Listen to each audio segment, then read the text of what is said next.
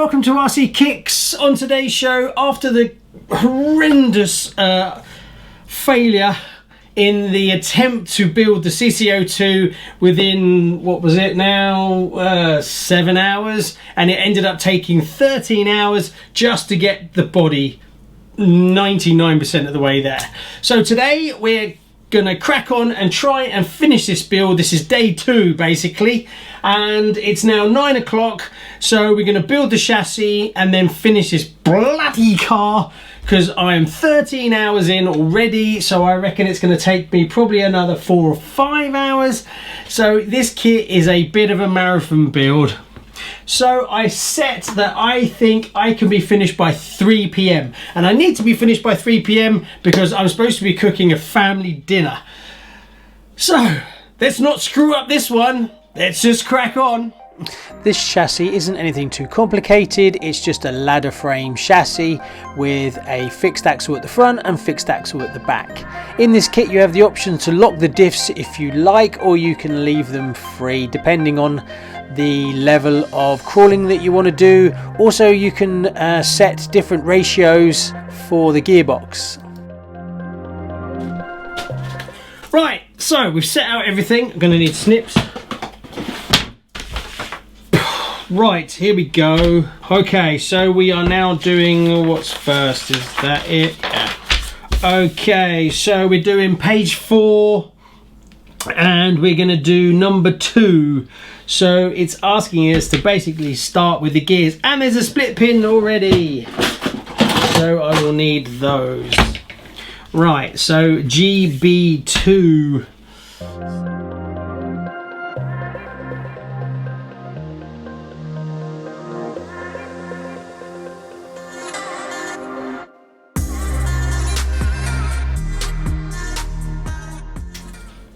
So, first mistake I made, when I put the pins in, there's 2 different sizes, MA14, MA13. Make sure you get the right ones, because I got them round the wrong way, because I didn't even read the instructions.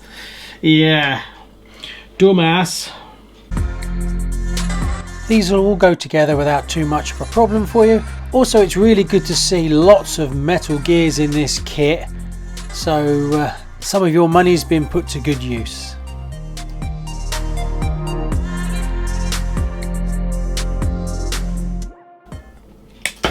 Right, so now we move on to page 5. That's number 3. So it's basically the gearbox housing, which is made in this PAGF hard plastic. I wonder if Tamiya will bring out any hop-up gearbox parts for this kit. Maybe some metal gears. Interesting. What do you think? Comment below.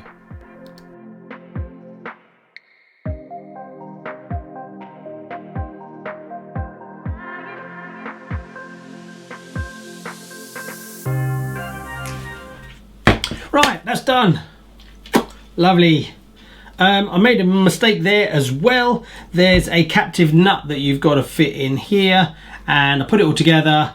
Luckily I didn't put the screws in, but I missed the captive nut. So in page 5 section 3 it says put a captive nut in, but I was too busy paying attention to putting them all in first. So do the nut first. Alright, now we move on to page 5 number 4, the big ass spur gear.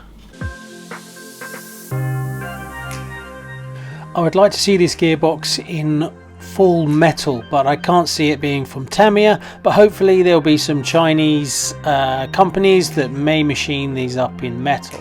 It'd be nice to run metal all the way through the gearbox down to the actual axles and everything. Right, so that's sorted. Now we move on to page 5 number 5. That's basically the other side, really. I've started to see some brass parts appearing on eBay for the CC02, so this might be something worth looking into to add a little bit more weight over the wheels low down.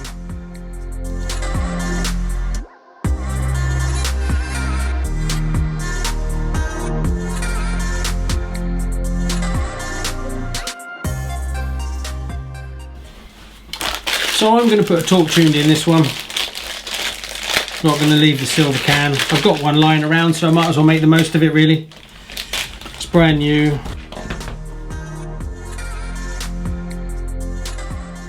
Depending on how much I end up driving this car, I'll probably upgrade the electronics in motor at a later date, something like a hobby wing and maybe brushless. But if it ends up being more of a shelf queen, the electronics and motor I fitted in it is ample for the odd run.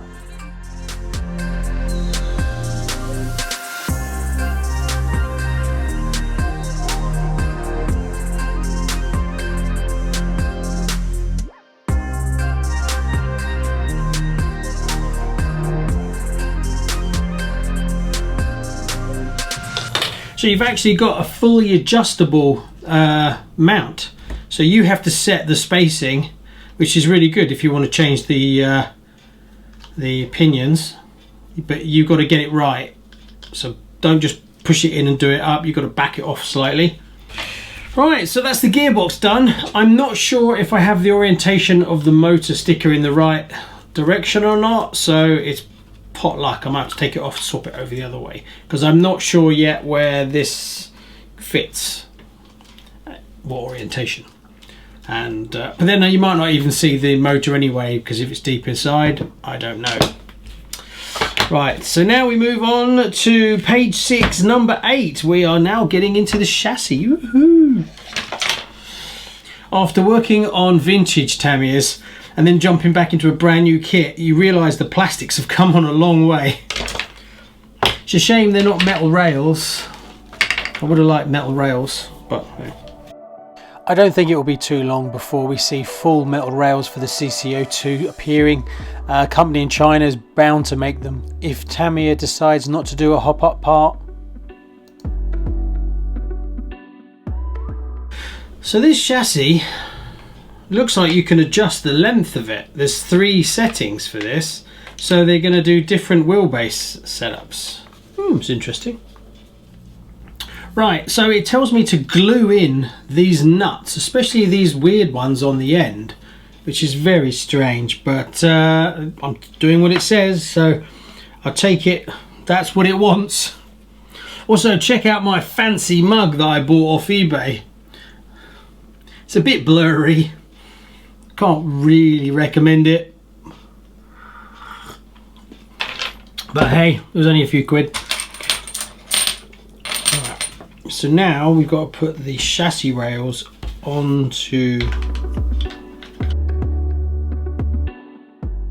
It's not that common in a Tamiya kit to actually need to glue in sections, so I was a bit apprehensive whether I actually got it wrong or not.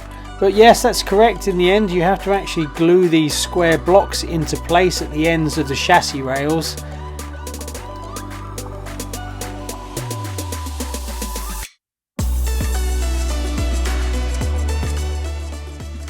At this point, I thought the chassis was very short, but there's another section that goes on the front and the rear that extends it out.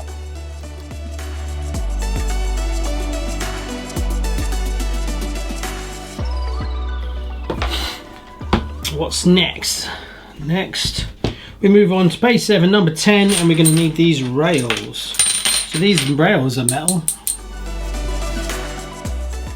It was kind of clever what Tamiya did. Because they've got plastic rails, you'd think that the chassis would torque and twist, but the whole center section is connected to the rails in different areas, and that adds another layer of rigidity, which worked quite well. I tried to twist the chassis while it was in this stage, and it's quite stiff. So in essence, the metal sections are really just to take the load from the suspension and don't really add any extra rigidity to the chassis itself.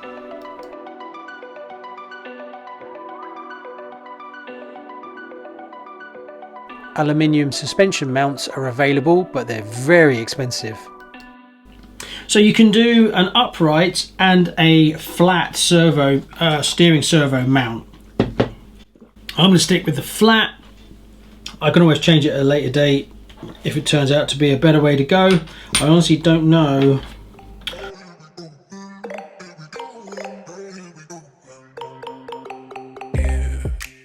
I think the reason that Tamiya gave the option to have a steering servo mounted vertically is because if you run a larger motor than a 540 can motor, the extended length of the motor will move into where the servo would be if it was laid flat. So if you're thinking of running brushed, or you're going to run something like a 550 or something like that, then you want to set your steering servo vertically.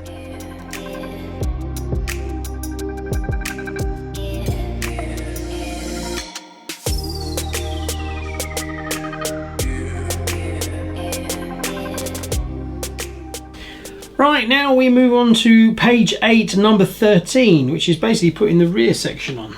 I thought it was a bit short. These suspension mounts have 3 options for mounting the suspension to. So you can have vertical, you can have it moving to the front or towards the rear.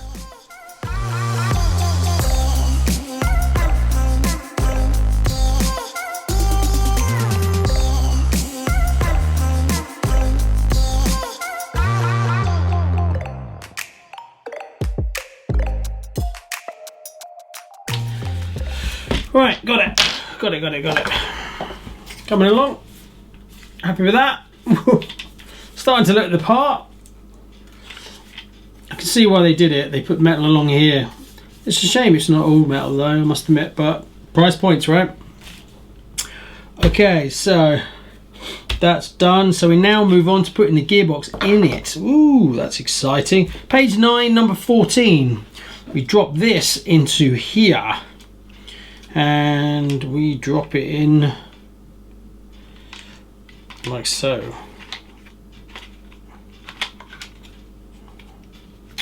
Snug. Looks like I got the motor up the right way. Well, Tamiya always put the stickers up the wrong way, but at least it's on the right side, should I say.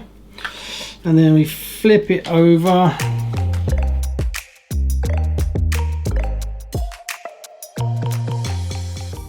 Taking the gearbox out of the car after it's been built wouldn't be too difficult. It's only a few screws. It does sit very low, so it might be worth putting a shield over the center gearbox, otherwise it's going to get scratched. I can't see it getting damaged as such, but if you're trying to protect the chassis and keep it clean.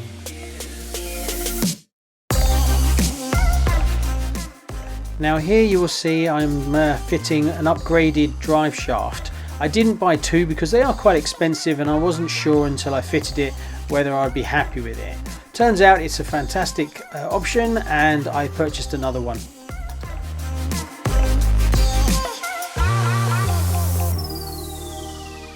Okay, so I fitted one metal drive shaft, which was a hop-up, which is a 54112 CR-01 carbon steel propeller shaft. 85mm OP-1112. So yeah, I quite like it. So I'm probably going to get another one for the front. I've put this one on the rear, and then I'll order another one once I know that it fits correctly. And yeah, nice little upgrade. It's much thinner and smaller as well, so it should give more room. We now move on to page 10, number 17. I've only got 2 more hours to go, so I don't know if I'm going to actually finish this till later this evening. So we'll keep going.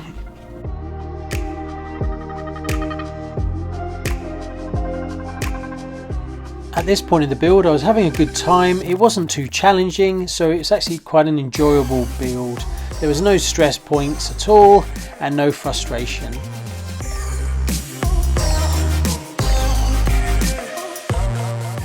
It would be nice to see someone producing a hex head screw and bolt kit for this CC02. That would also be a cool little upgrade to do at some point. Done. Moving on.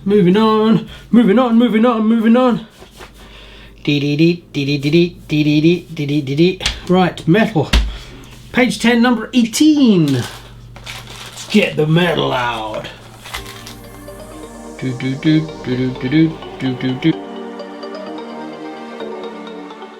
It was great to see that all the gears in the axles are metal.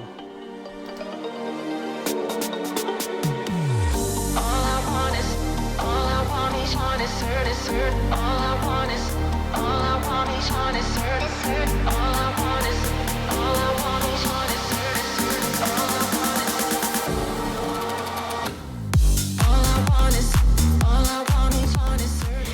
So you can lock the diffs on these ones in page 10, and there's 18, it's a free diff, and then there's actually some locking diff sets.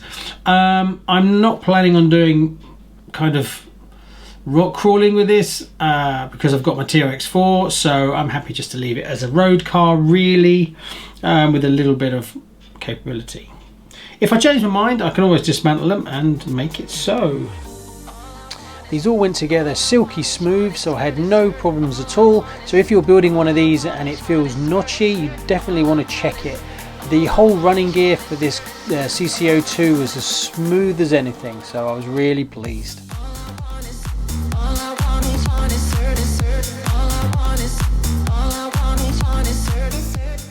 Even though the drive chain is silky smooth, there is quite a lot of slop in the drive chain.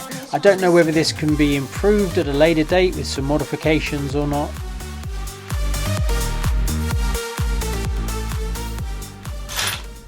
There's 2 captive nuts in there. Don't forget to put the captive nuts in before you screw it all down, otherwise you have to take it all out again, just like I did.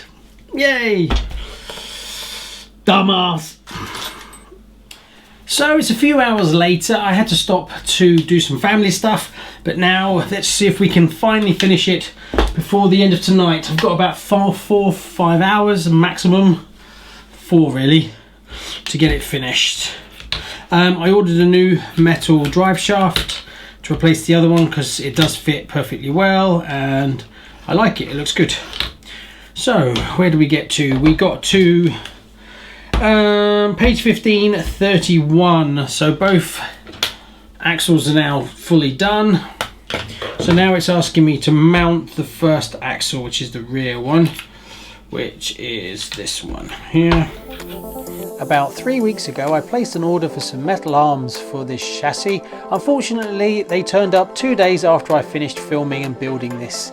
I'll put them in a different video where I do a few upgrades to the chassis. That'll be coming soon. Right, so that's done. 15, page 1531, and then we then turn over to, well, it wants us to do the front section now. This is at the point where all your hard work starts to pay off, as it starts to look like a car at last.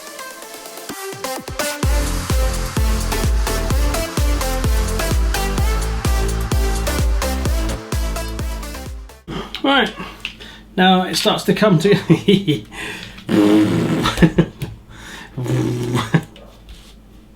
right, now it wants me to do shocks. Right, okay.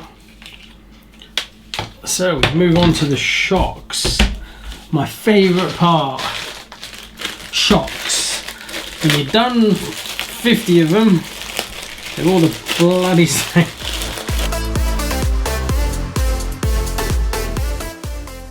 Now, along with the tyres, I was also very concerned about the suspension for the CC02.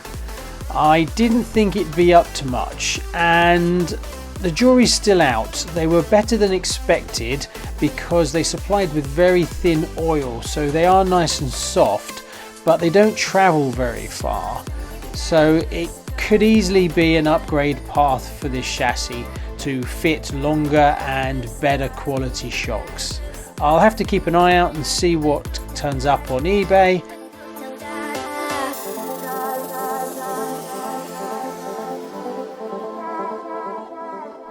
Building these shocks was no different to any other Tamiya, so you won't have any problems whatsoever.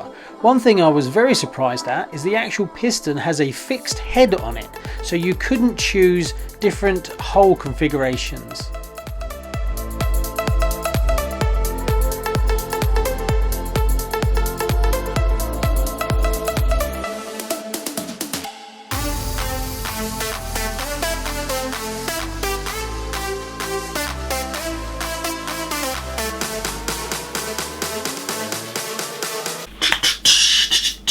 Radio gear.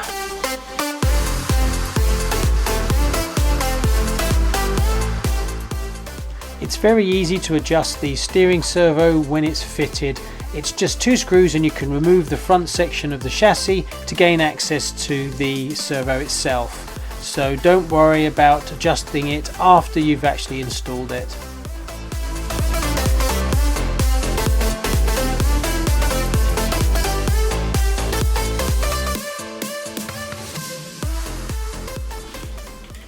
So that's finishing page 19, number 38. We now got to put in the electronic speed controller, which is this one, which basically I want to set to LiPo. Yep, that's good.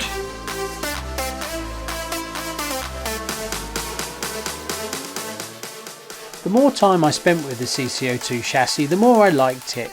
It has some real potential and I hope we can see it unlocked with a few upgrades and a few modification parts that come onto the market soon.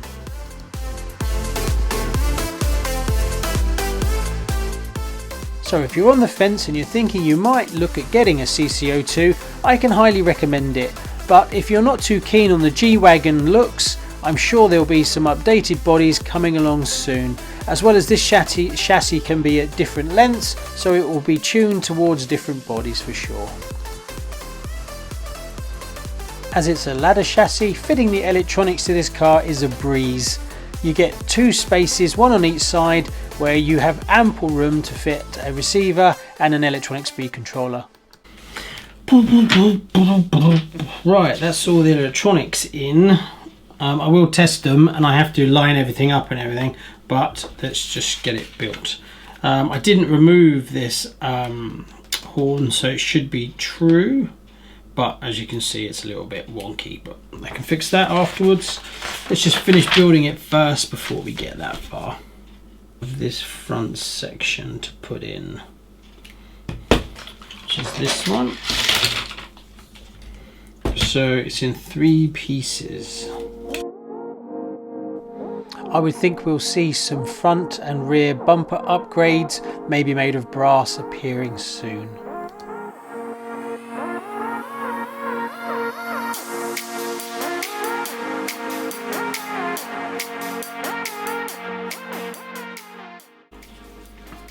That's the front, and now the rear. Now it's been a long project, but the finish line's in sight. All we need to do now is fit the wheels and the body mounts, and we're almost finished. Right, it's the front, the back, all good. Now we do the tyres, woohoo!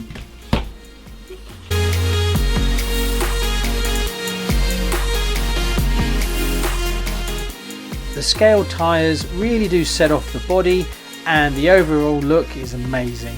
I'm really chuffed with how it turned out.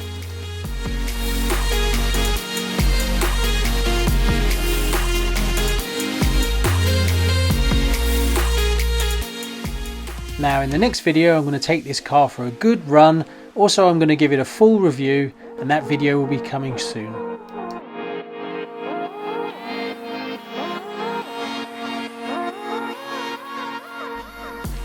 And that is it! Yay! I finished! Finally! After hours and hours and hours and hours and hours of work. The CC02 from Tamiya. What can I say? It's been a bit of a challenge. This body takes a lot of effort. It's pretty much all finished. Everything's working. I can drive it now. It's all trued up. It's actually quite nice to drive, to be quite honest with you. It's very precise. What's not done is I haven't fitted the lights yet. The light unit's in here, but because I'm running a LiPo, I need to make another adapter, because this one is a Tamiya adapter. So I'll do that tomorrow. But apart from that, all I've got to do is slide the lights in, put the wiring, and it's done. Everything else is pretty much finished. All the electronics are in, everything's trued up, the steering works. That's it. So, what do you think? Worth the effort? where am I going to use it? I think I'm basically going to use it on paths, gravel, that kind of stuff. A little bit if you're walking through the forests, maybe. You're never going to go proper crawling with this and bashing and stuff like that. You might be able to improve the geometry and suspension and things like that. It's actually quite a nice chassis and I really like it. I'm really chuffed with it. I've got an extra drive shaft, metal drive shaft coming for it. But yeah, really nice, but lots and lots of effort. I can highly recommend buying the XB version of this if you don't really fancy doing the body like I did. Apart from that, it's very scale, it's really pretty. Oh, don't forget, get the aftermarket softer tyres because the ones in the kit are awful. Anyway, there we go. Thanks very much for watching all the way to the end. These are long videos, these ones. And don't forget to hit that like and subscribe if you haven't already, because we've got tons and tons of other stuff coming. Now I've got to choose whether I want to build a new inbox Terra Conqueror or whether I'm going to do a Super Astute. I'm not sure. Put your comments below what you think I should build next, and that will be coming along pretty much instantaneously after this one goes out to you. Thanks very much. See you on the next one. Bye bye. Oh, I'm so tired. Many hours. But I like it. Pretty cool.